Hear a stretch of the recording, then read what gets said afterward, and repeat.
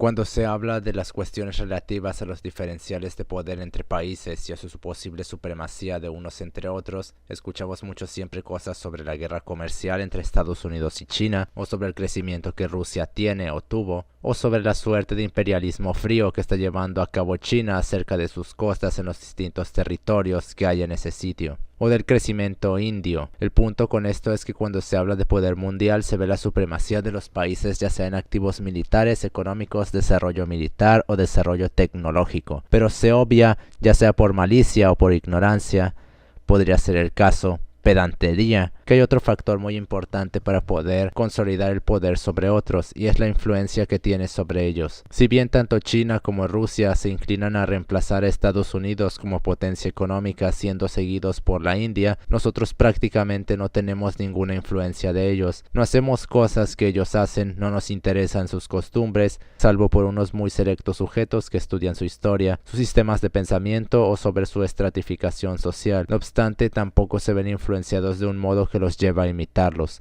menos aún con los rusos, que todos tienen el estereotipo que todos allí están locos, son unos inestables conductuales y beben vodka todo el día y montanosos mientras usan ametralladoras AK-47. Realmente lo que la persona promedio sabe sobre el comportamiento promedio del ruso, de sus sistemas de pensamiento o de su historia es poco o directamente nada, o menos que nada al abundar mucho la estulticia paródica, que casi suena como propaganda por parte de Estados Unidos para hacer ver a Rusia como un país lleno de locos. De China ni se diga, todavía menos incluso que los anteriores mentados. Lo único que sabe la persona promedio de China es que tiene una gran muralla y que está cerca de Japón. El único que ha logrado tener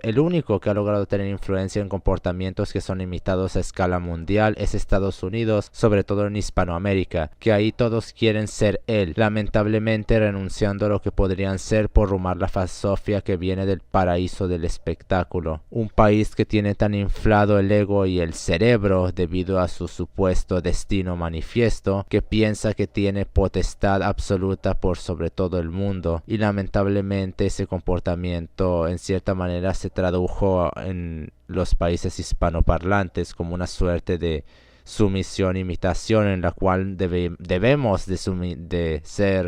someternos a Estados Unidos y de imitarlo, porque eso es lo bueno, eso es lo que hay que hacer. Aun cuando en Estados Unidos prácticamente todas las raíces que fundaron su país fueron destruidas por completo y sin piedad en el siglo XX, y ahora en el siglo XXI ya no queda absolutamente nada de eso que hizo alguna vez grande a Estados Unidos. Estados Unidos sigue viviendo de la imagen que impuso sobre el mundo desde el siglo XIX y quizás un par de décadas o solo una del siglo XX. Pero fuera de ello, Estados Unidos vive en sus sueños pensando que todavía es lo que fue en siglos anteriores. El sueño americano se acabó hace muchísimo tiempo, pero sin importar que tanto Hispanoamérica quiera imitar o dígase que imita a Estados Unidos, hay otro país justamente en Asia que de hecho tiene mucha más influencia que Estados Unidos porque ha logrado colarse a literalmente todo el mundo, no solo imponiendo sistemas conductuales, pero hasta de pensamiento, ideologías e incluso ha llegado a modificar el estándar de gustos de todo el mundo. Japón no parecerá como una potencia en nada, excepto en producir suicidios, claro, pero de hecho lo es. Japón no es solo una potencia mundial, es la potencia mundial, porque no necesitaría de todos los tanques y activos militares para poder tener una hegemonía por sobre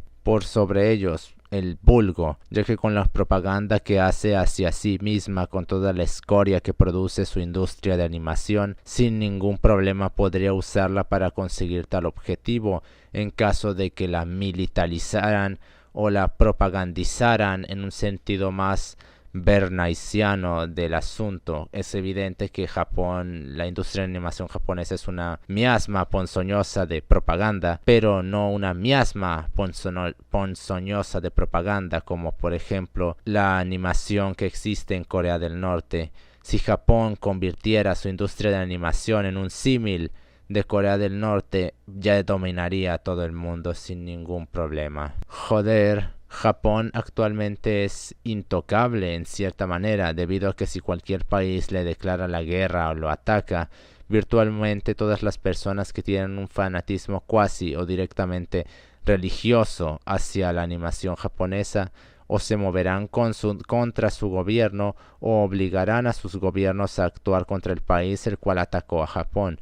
porque de ahí vienen las mayores cantidades de soma de la piara, y si se amenaza la cadena de distribución del soma, entonces los adictos tienen el riesgo de tener que regresar al mundo real, del cual los mantienen alejados todos esos ojos enormes de los personajes de animación japonesa en Superflat. La influencia de Japón en el mundo reside en su industria de animación, además de llevarse una gran parte de esa influencia el estilo Superflat, que idealiza cualquier cosa hasta el punto de hacerlo deseable sin importar qué ente o cosa sea esta con la cual se dibuja la cosa. Pero fuera de su influencia mundial, que ese es tema para otro ensayo, lo que nos trae aquí hoy es hablar sobre su industria y sobre por qué esta presenta una cantidad de problemas enorme.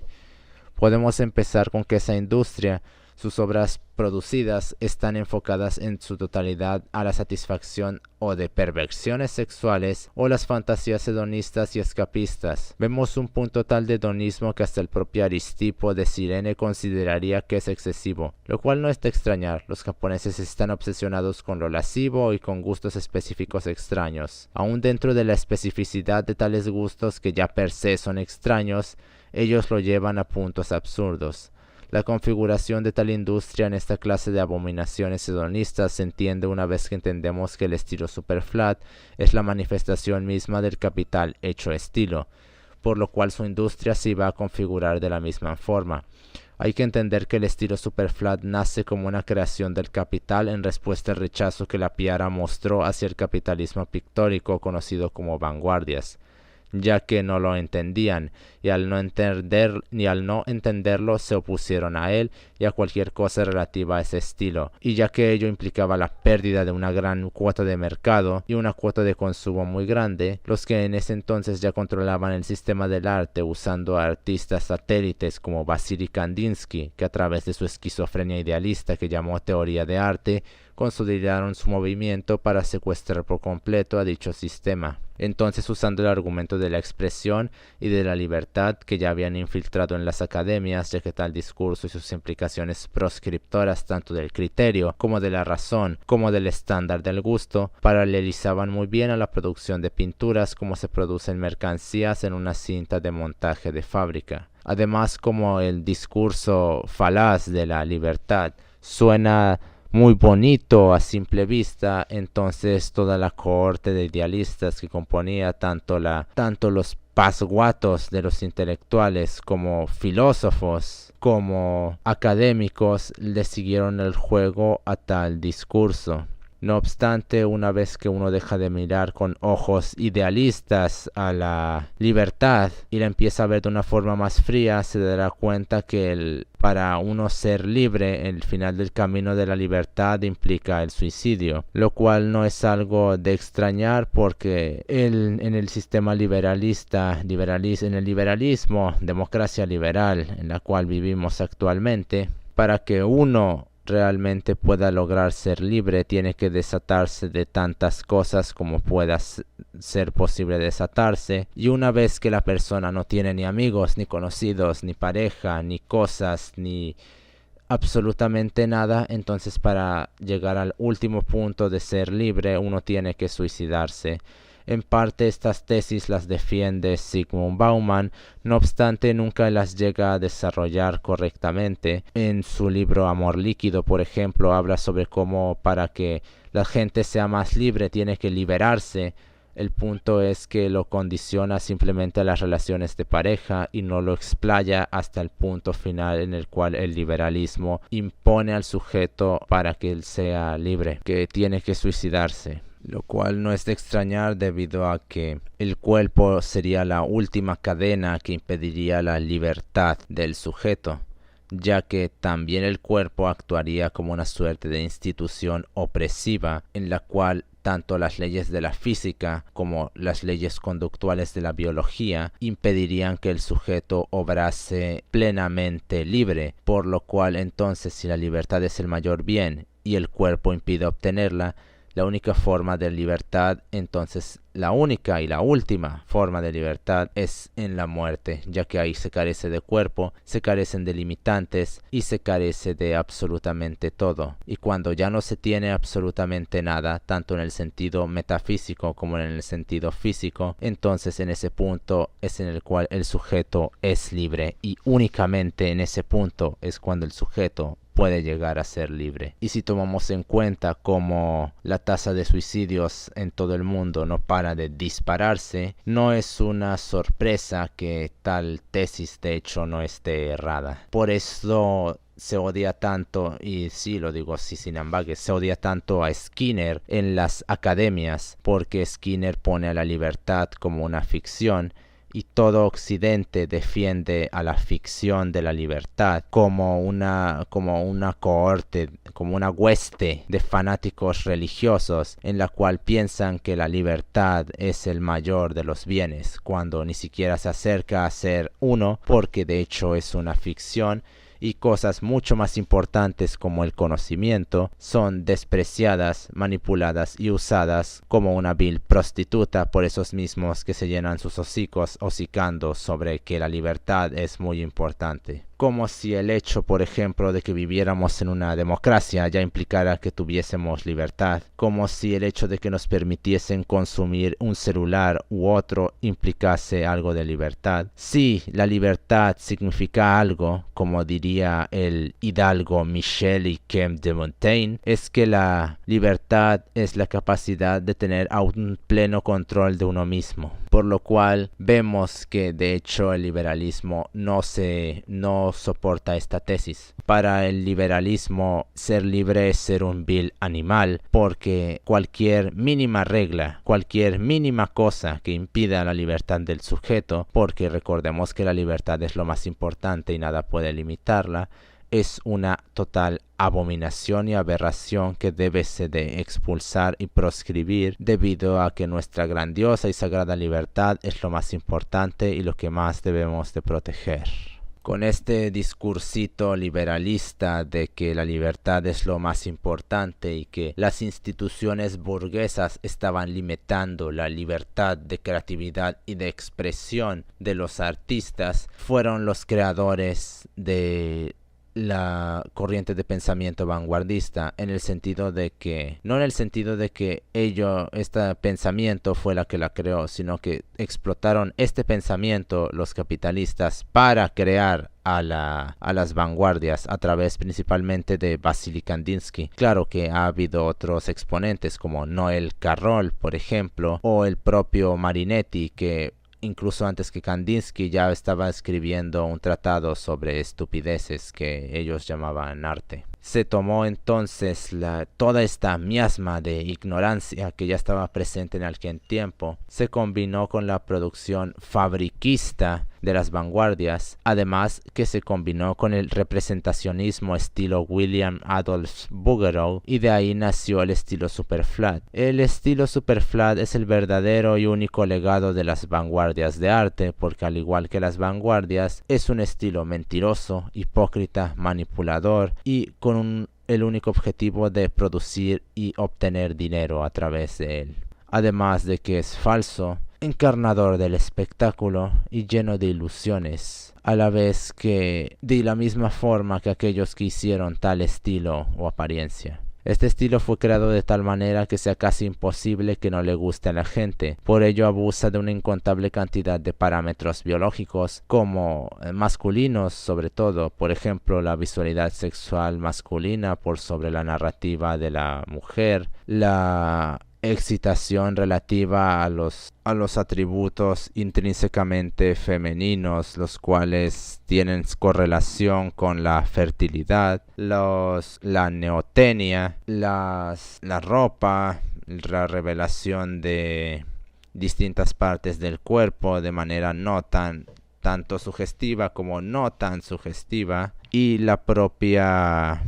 configuración de la figura en el estilo Superflat, que básicamente está tan exenta de imperfecciones y está tan hiperidealizada que es todo un abuso y un ataque contra los hombres. Todos estos parámetros biológicos se usaron para ganarse a las personas y lo logró sin ningún problema. No hubo ninguna clase de resistencia como si la hubo con las pinturas de Kandinsky, por ejemplo, aunque esa misma resistencia fuera resistencia fabricada, porque de hecho sabían que solo una persona muy racional y separada de su biología podría realizar tal cosa. Tales gentes presentando una rareza excesiva en la sociedad.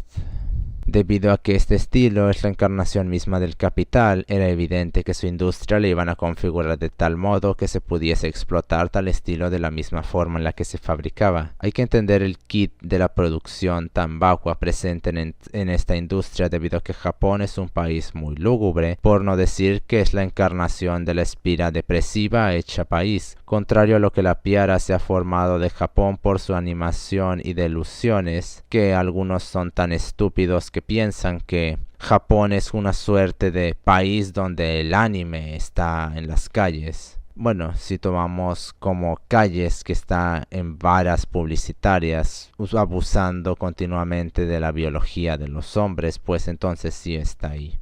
Este país no presenta una tasa de suicidios tan elevada, entre las mayores del mundo, por nada, debido a que se le exige al estudiante una perfección que busca competir con una máquina, lo cual no sería una exageración debido a que no se admiten errores y ninguna clase de fallos, porque eso sería una deshonra y marcaría al estudiante como una basura social y una decepción para su familia, algo que desata una presión brutal sobre el estudiante, sumado a las ingentes cargas de tarea, clases y estudios que debe de llevar el estudiante, sumado a la presión social y a los abusos que hay entre los compañeros, que si bien esto sucede en cualquier parte, aquí tienen una presión mayor debido a que todas las otras contingencias que van acumulando la presión sobre la persona, misma presión que no va reduciéndose y de hecho aumenta porque entre los estudios se van haciendo superiores también las presiones de todos lados para lograr resaltar en un lugar donde todo el mundo tiene una obligación casi moral de hacerlo, está muy presente. Si bien los test de IQ o de coeficiente intelectual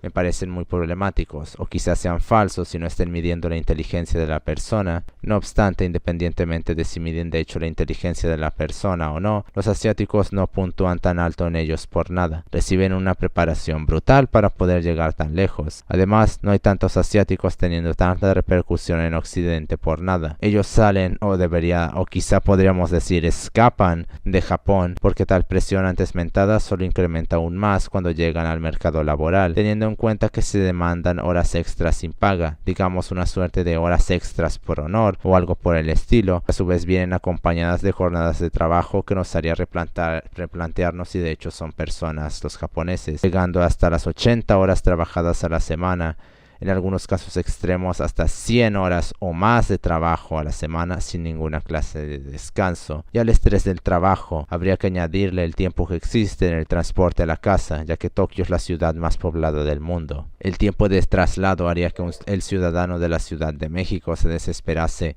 aun cuando en esa ciudad una cuadra puede tomar hasta 1 hora en cruzarse en auto. Debido a las ingentes líneas de tráfico que se forman en Tokio, son mucho peor. Y estar en el tráfico es muy desesperante para alguien que tiene una paciencia de titanio como yo, y que ha estado en el tráfico de la Ciudad de México, y además en el que se forma en mi ciudad, Tijuana, han logrado hacerle caer al borde de la cólera. Y para alguien como un japonés que puede pasar hasta 4 horas de transporte, no puedo imaginar siquiera la tortura que se experimenta en esos contextos.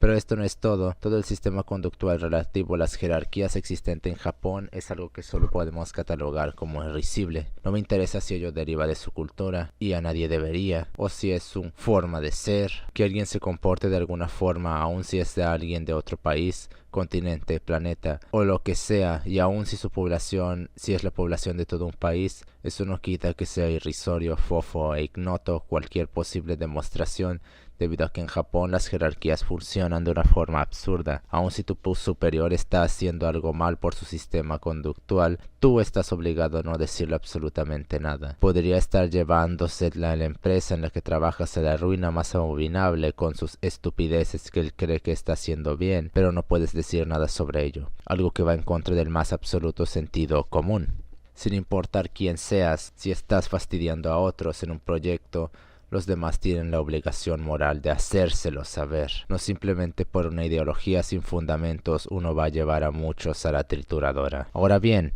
esto del trabajo no existe por ninguna razón. Recordemos que el comportamiento de los japoneses luego de la guerra estaba por los suelos por haber sido derrotados y humillados tanto por haber perdido como luego de la guerra. Por lo cual de todo eso el pensamiento generalizado era uno de depresión y pesimismo absoluto, y diría que hasta negativo, llegando al derrotismo incluso. Si hubiera una pintura que pudiera describir a la perfección cómo tenían los pensamientos los japoneses, sería una mezcla de lo que saldría de las peores pesadillas de Francis Bacon y de Zdzisław Beksiński. Solo esa mezcla podrían representar lo miserables que se sentían ellos. El horror y la muerte están muy arraigados en ellos, ya que están dispuestos a suicidarse por su país, y si bien muchos de los kamikaze eran obligados, había no una poca cantidad que también lo hacía por su país, además de otros comportamientos como el harakiri, que implicaban que la muerte era preferible a la captura y humillación por parte del enemigo, una muerte honorable, por lo que haber sido derrotados supuso un muy duro golpe para su sistema del honor, y de alguna manera tenían que levantarse de esa miseria. Por ello el trabajo supuso su forma de hacer valer su honor y reponerse de la humillación global. Digo, no por nada Japón es el líder absoluto en cuanto a tecnología se refiere. La tecnología más avanzada se realiza o por japoneses o por Japón, porque hicieron del trabajo su terapia y de ello su palingenesia. Pusieron todo para hacer a su país grande otra vez porque no tenían otra opción. Era trabajar hasta morir o morir sin trabajar. Por ellos fueron punta de lanza de la tecnología en los 70s y 80s y lo siguen siendo hoy, pero no sin haberse cobrado un gran precio. Y es que al haber usado tanto al trabajo hasta el punto de morir, las empresas no dudaron ni un segundo en mantener esa clase de sistema conductual y de aplicarlo a sus configuraciones empresariales para aumentar su capital y sus ganancias. Podrá tenerse tantos remanentes culturales como se quiera, pero recordemos que a las empresas solo les interesa ganar dinero. ¿Y qué mejor forma de ganar dinero que explotando el honor de tus empleados, obligándolos a morir trabajando? Literalmente, el punto con todo esto es dar a entender por qué su industria es tan hedonista al punto de mostrar contenido lascivo en materiales que supuestamente van dirigidos a zagales, porque debido a todo ese culto al trabajo, Japón es un estado que está cansado. Lo único que hace es trabajar y desarrollar su tecnología, además de que no podemos olvidar de que Japón siempre ha sido un país que se ha aislado de todo el mundo, y no fue hasta el siglo XVIII que lo abrieron a punta de cañones. Literalmente. Este aislamiento se ve reflejado también en cómo hay ciertos sistemas conductuales que parecieran estar diseñados para el japonés, como el llamado hikikomori, o persona que no sale de su cuarto, personas que literalmente viven en su cuarto, ya que están todo el mundo cansados, lúgubres y muertos en vida. Algo debe de venir a ponerles la luz en su camino. Y lamentablemente es el estilo Superflat el que hace esto, justamente porque todo lo que pasa bajo ese estilo es idílico, por no decir celestial o sobrenatural, debido a la perfección prefabricada que exudan sus figuras. Simplemente se ven tan destacables de todo el mundo, tan distintas y sobre todo tan brillantes en comparación con el mundo real, que no es ninguna duda del por qué el capital hizo este sistema principalmente aquí, porque con toda esta miasma de basofia que llaman vida, era el lugar ideal en el cual iba a tener éxito primero, ya que esas figuras vienen a iluminar el mundo lúgubre, y ya que siempre se muestran en situaciones en las cuales el espectador se puede introducir como serían fantasías de poder en la cual se pone en los pies del protagonista y es él el que acaba con todos los malos y salva el día, aun si eso era literalmente imposible debido a que el objeto ideal que te daba más 1.847.963 puntos de fuerza estaba justamente en ese sitio en el cual la pelea final fue llevada a cabo, o el tipo que por cualquier razón sin ningún sentido posible en el mundo real es enviado a una escuela de solo chicas y termina con un harén de 50 chicas a las cuales les puede hacer literalmente cualquier cosa, aun siendo el tipo un perdedor sin ninguna clase de remedio, o toda clase de fantasías asaz estultas donde te puedes autoinsertar para sentirte alguien que no eres realmente ni podrás ser, pero te brinda un escape efímero y fofo a tu vida, que no vale una mierda porque eres un esclavo de tu trabajo, que tampoco vale una mierda porque es trabajo de oficina, Teclear comandos durante 14 horas para luego viajar a otras 4 para luego no vivir nada, así hasta tu muerte. El estilo Superflat es algo tan inherente a los japoneses porque ese estilo les permite salir un segundo de toda la miserable existencia que han creado por sus creencias sin valor y carentes de cualquier fundamento, como ese que siga al partido totalitario porque no hay otra opción. Necesitan apagar su cerebro del mundo real. Por ello introducen todo dentro de sus series. Tienen fantasías de poder, fantasías de corte lascivo, tienes lascivia a borbotones en cualquier momento en el cualquier es posible hacerlo. Joder, incluso hay series cuyo único objetivo es gravitar alrededor de lo lascivo, algunas más pronunciadamente, otras con mucha más cautela, pero no por ello menos sugestivas en su materia lasciva. Hay una cosa curiosa cuando se trata del comportamiento de la Piara, y es que ella tiene el potencial para acabar con todos sus males. Todos y cada uno de ellos los podría acabar si la Piara quisiera, desde la más abominable pobreza hasta la depresión más oscura. Pero no lo hacen. No lo hacen porque no pelean. La pobreza se podría acabar si la gente se uniese en armas y creara algo mejor para todos aquellos que tienen intereses en crear pobres. La depresión la podrían eliminar si peleasen contra sí mismos todos y cada uno de sus días,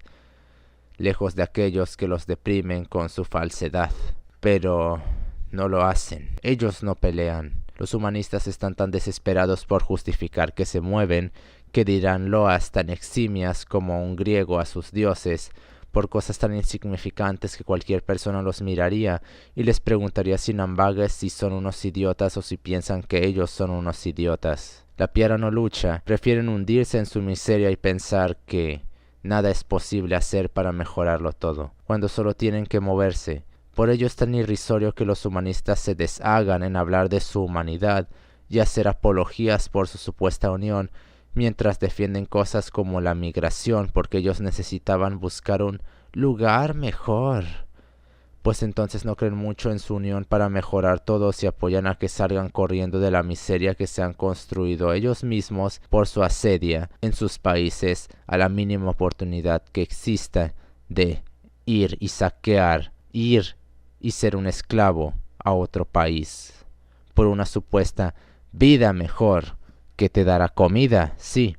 pero eso no te eliminará el ser un esclavo. Pasa lo mismo con Japón. Ellos podrían cambiar las cosas, pero prefieren escapar y huir de su miseria, y su escape lo hacen a través de su animación llena de colores bonitos y personajes perfectos. Por ello tiene todo lo que el piarista pudiese querer, desde lascivia hasta las cosas que nunca podrá lograr en el mundo real, que bien pudiera si tan solo hiciese algo real. Este escape hedonista explica por qué las obras de animación japonesa carecen de cualquier materia que las pueda dotar de algo de valor. Quizás su animación pueda ser buena, quizás su guión pueda hacerlo, quizá todo lo de la obra pueda ser excelente, excepto lo más importante, el discurso de la obra. Una obra sin discurso no vale nada, aun si es Citizen Kane, porque el resto no importa. Una obra podría estar animada por dibujos de un niño de 3 años, escrita por cualquier ente sin talento de Wattpad y con el presupuesto con el que se va al supermercado, y aún así, si su discurso es bueno, eso ya hace de la obra magna. Claro, es casi imposible que una obra de esta clase exista, por no decir directamente imposible,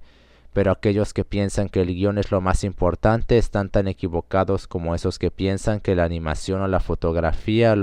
es lo más importante de la obra. Lo más importante es el discurso, debido a que es de él y no de otra cosa, de donde se sacan las materias para poder hacer análisis de la obra y la materia para poder usarlas como fundamento para las investigaciones. Se citan libros y hasta canciones para los tratados, pero no se citan filmes, lo cual es una crasa tragedia, ya que hay filmes ahí fuera con mucha materia para poder ser usados para fundamentar ensayos. Sin discurso la obra no vale nada. Será un paignion que será olvidado en poco tiempo como cualquier filme palomitero que lo sea más que el anterior. Por ello, las animaciones que la Piara veneraba, cual vacas sagradas, ahora ya nadie las recuerda porque nunca valieron nada ni para ellos ni para nadie, porque su único objetivo era apagarles el cerebro y hacer que se insertaran como el protagonista de la obra. El discurso compete al 51% de la clasificación de la obra y el resto se puede repartir entre el guión y el resto que el guión. Además, dentro del 49% que compone la clasificación donde están las materias intrínsecas, o mejor dicho, técnicas de la obra cinematográfica, o en este caso de animación, será el guión el que compete a la mayor parte de ese 49%. Porque sin guión no hay coordinación ni hay planeación, sin guión no hay dirección de fotografía, sin guión no hay filme. Por mucho que los seguidores de Andrei Tarkovsky quieran elevar a la fotografía como él lo hizo, lo más importante en ese 49 es el guión, y con ese 49 deberá de hacerse un magno discurso. De lo contrario, la obra caerá como vacía, y ese es el problema de la animación japonesa, que sus obras carecen de discurso. Tendrán técnica, pero fuera de eso, ¿qué tienen? ¿Es empíricamente defendible lo que cualquiera de esas basofias para bestias producen?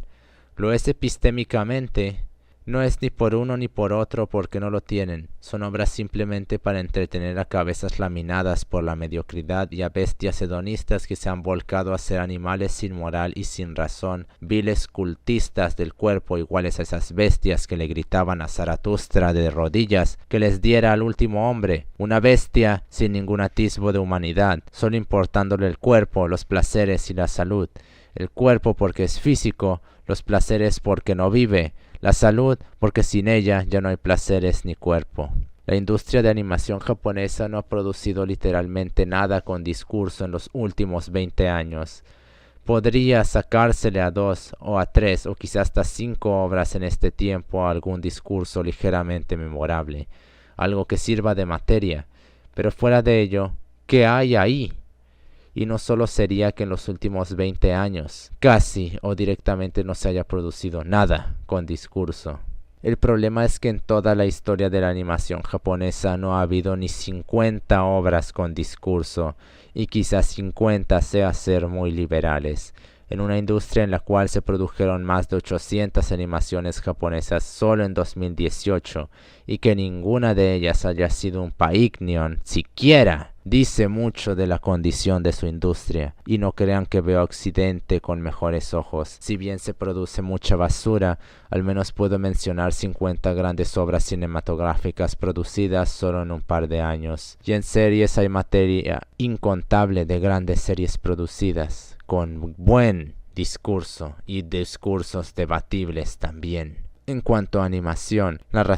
razón por la cual la animación occidental es tan deplorable es porque dejaron lo que podía hacer la grande y se volcaron a hacer un intento de Japón, y permitieron que una cohorte de imbéciles fuese la que empezase a realizar las animaciones, cuyo único objetivo era apelar a sus huestes ideológicas, siendo los mayores exponentes del piarismo. Bestias que solo buscan verse a sí mismos como los protagonistas de la misma forma en la que se insertan en sus vacuas animaciones japonesas. Lo mismo pero llevado a un extremo penoso, y no pueden faltar los apologetas sin encéfalo, porque llamarlos laminados encefálicos sería un elogio inmerecido, que vienen a defender esto sin argumentos más allá de un subjetivismo romántico. Tener a un lado a un romántico es algo que puede perjudicar gravemente la salud mental, dijo Jesús G. Maestro. No usaría mental, pero no está equivocado. Tener cerca esos entes tan sentimentales es un desperdicio de energía, porque nunca puedes discutir con ellos. Absolutamente todo puede, entre comillas, no podemos decir racionalizarse, digamos sentimentalizarse, en el sentido de que el mismo proceso que usa una persona usando su razón hacia una acción para hacerla racional, los sentimentalistas hacen con sus sentimientos el mismo proceso, solo que en lugar de intentarla hacer racional, de hecho hacen todo lo contrario. Digamos que están haciendo una paradoja en la cual se intentan racionalizar sentimientos, solo que se está haciendo a través de los sentimientos, lo cual carece de cualquier clase de sentido, aunque eso último que se dijo es básicamente una excelente explicación de la gran mayoría, si no es que la práctica totalidad de filosofía que se clasifica como postmoderna, que de hecho no es postmoderna, es postromántica. No hemos llegado a la modernidad siquiera, porque de la escolástica no hemos salido. Ahora bien, si la animación japonesa no produce nada nuevo, y ya que pedirle algo regular sería como pedirle a una mujer que dejara de ser una saqueadora trata de hombres y su parásito, ¿por qué entonces recibe tantas apologías por parte de nuestros queridos tradicionalistas? Digo, si tanto nos encanta hocicar que Retro always wins y Defend Europa, Return to Tradition, ¿por qué defienden un movimiento pictórico como lo es el Superflat, el cual deriva de las vanguardias que fundamentó, entre comillas, Kandinsky? ¿Por qué no lo fundamentó él? Esa bestia no fue más que un peón del capital junto con todo el resto de movimientos que fueron usados tanto por el capital como por el gobierno, como por literalmente cualquiera que quisiera obtener influencia y poder sobre otros. Las vanguardias no fueron más que las putas del capital, y el Superflat no es distinto de ellas, porque justamente es una y la que más tiempo e influencia ha tenido, porque